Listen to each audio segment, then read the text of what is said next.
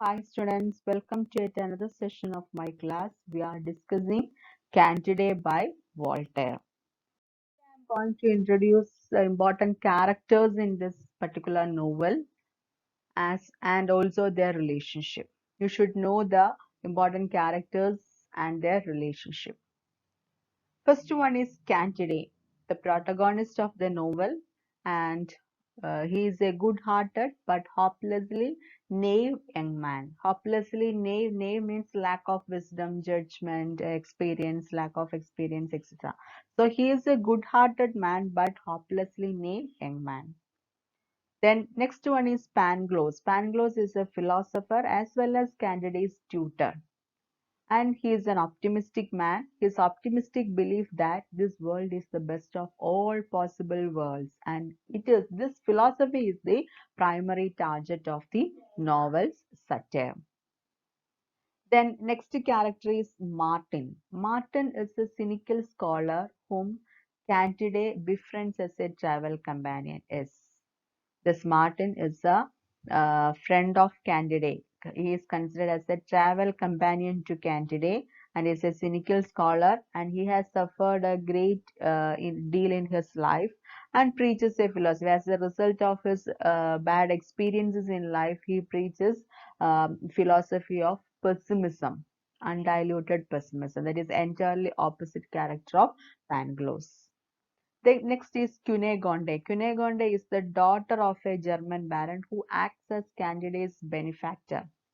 Yes, this Cunegonde is the daughter of baron and this German baron who acts as Candidate's supporter, benefactor until he discovers Candidate's love for his daughter. Then Cacambo becomes Candidate's valet. Valet in the sense means male personal assistant. So Cacambo becomes Candidate's personal assistant when Candidate travels in South America. He is highly intelligent and morally honest. The old woman was born the daughter of a pope. She becomes Cunegonde's servant. The commander or the baron. The baron is Cunegonde's brother. Then Jacques. Jacques is a human Dutch Anabaptist. The farmer has a modest farm.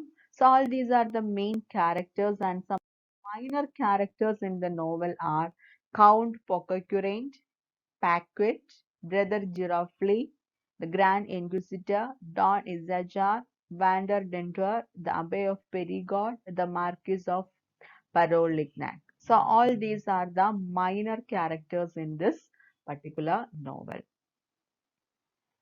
Students, I think all of you understand the important characters and their relationship in this particular novel. Next, we are going to discuss about the summary of the novel, and today we are going to discuss the chapter first of Candide. Candide lives in the castle of the Baron of Thunder Tenrock in Westphalia. Yes, the novel starts with the Candide, the title character, and he lives in the castle of the Baron of Thunder Tenrock in Westphalia. One more question may be asked. So he lives in the castle of the Baron of Thunder Tenrock, that name. Please note that name. And Candide is the illegitimate son of the Baron's sister. He is not the right one. He is the illegitimate son of the Baron's sister, and his mother refused to marry his father because his father's family tree could only be traced through 71 quarterings. That means his father's family tree had so many divisions, and the root may be from some noble families, but it is not at all.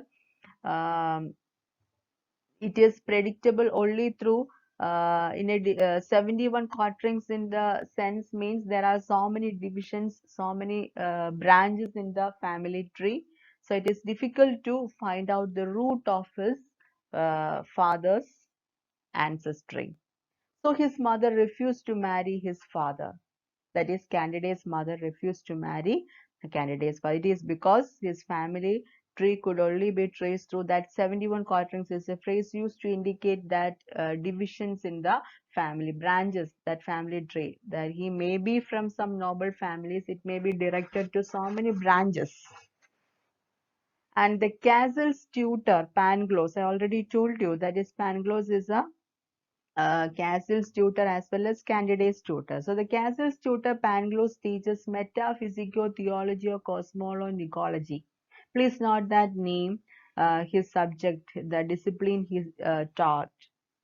Because Pangloss, one mark question may be asked, and he teaches metaphysico theology or cosmology and believes that this world is the best of all possible worlds. He believes that he is a pure optimistic man, and his philosophy is that yes, that optimistic philosophy, that is the world is the best of all possible worlds. And Candide listens to Pangloss with a great attention and faith. Yes, he is highly influenced by the teachings and the philosophy of Pangloss Candide, and he listens to Pangloss with a great attention and faith. Miss Cunegonde, the Baron's daughter, spies Pangloss and a maid Banquet, engaged in a lesson in experimental physics. And Miss Cunegonde is the daughter of Baron, and she spies Pangloss and a maid Paquet. That means this Pangloss had an affair with this Paquet, and this once this Miss Cunegonde happens to see some unwanted scenes between Pangloss and Paquet. That is the lovemaking scene between Pangloss and maid Paquet, and they were engaged in a lesson in experimental physics, and they were in yes a relationship, and she spies this Pangloss and maid Paquet, and she learned something from their relationship, and she wants to do the same with the candidate. Seized with the desire for knowledge, she hurries to find candidate. She happens to see that lovemaking between Pangloss and Paquet, and this Cunegonde wants to do the same with the candidate. So she hurries to find Candide, and unfortunately, the flirt and steal a kiss behind a screen, that is between Candide and Miss Cunegonde, and the Baron catches them and banishes Candide from the castle because of this relationship between Cunegonde and Candide. So this is the summary of the first chapter.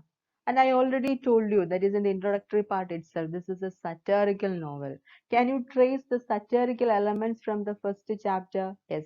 The satirical bent of the novel comes across in the mock German name from the first line itself. That is the name of the castle. That is Thunder Ten Trock in Westphalia.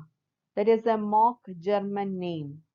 Next is the way the name of Pangloss field of study, that is metaphysico theology cosmogony, that Pangloss field of study parodies philosophic, religious, and scientific fields.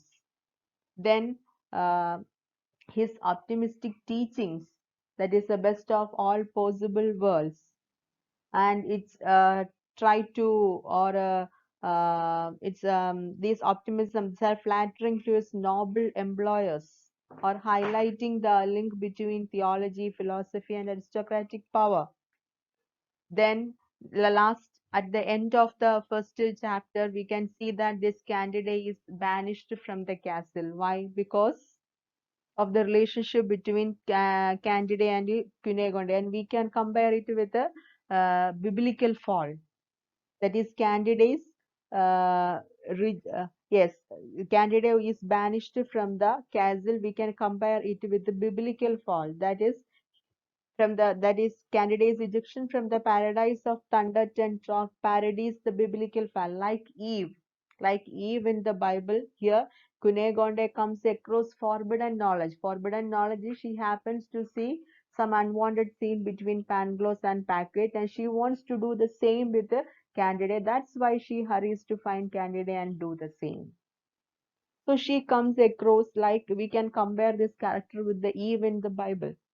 So she comes across forbidden knowledge and shares it, and that leads to the exile of Candide. And moreover, that their relationship, that romance between Candide and that scene, we can compare it with the courtly romance. We can compare it as a parody of courtly romance. Normally, it is humorous that this usually polite and chivalrous gesture leads so quickly to kissing and touching. Actually, yes, she hurries to find Candide and they flirt and steal a kiss behind a screen. So, we can compare it with a courtly romance. So, all these are the satirical elements we can trace in the first chapter. I think all of you understand this session. So there is a homework for you, and the homework is write a note on the character, important characters in the novel, uh, and also write a note on the satirical elements of chapter 1 of Candidate. Write your homework and send back to me. Thank you. Have a nice day. See you again.